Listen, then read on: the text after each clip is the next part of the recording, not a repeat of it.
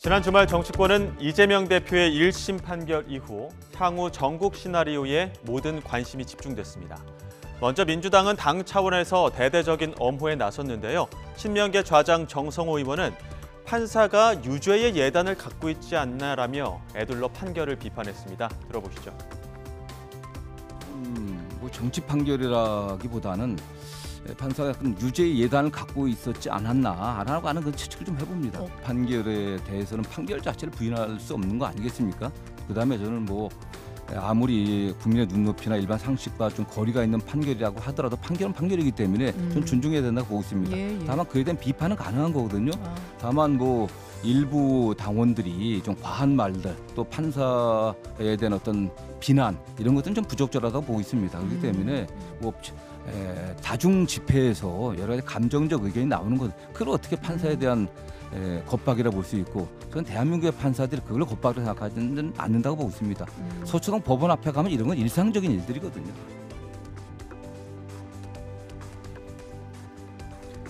앞서 잠시 들으신 것처럼 민주당은 이재명 대표의 판결 다음 날도 대규모 장외 집회를 열고 현 정부에 대해 공세 수위를 높였는데요.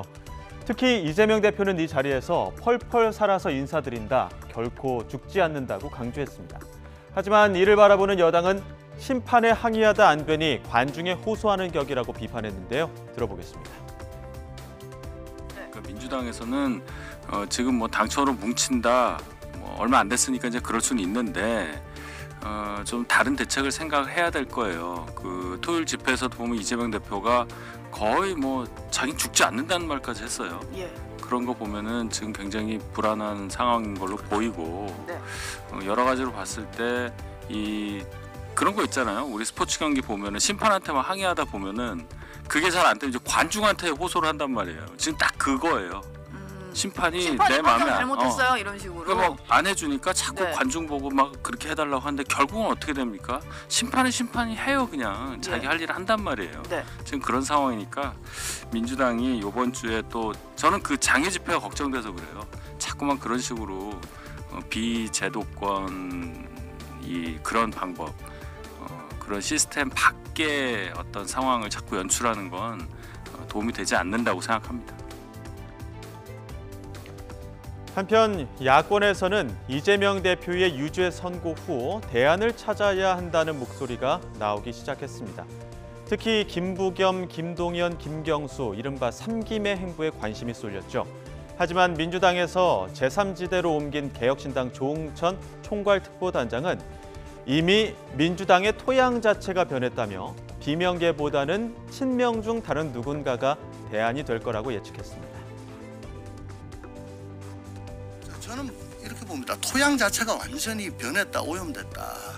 그러니까 권리당원의 반절 이상이 대선 이후에 들어온 소위 말하는 강성 친명들이고, 그리고 당원 당규 같은 걸 다 바꿨잖아요.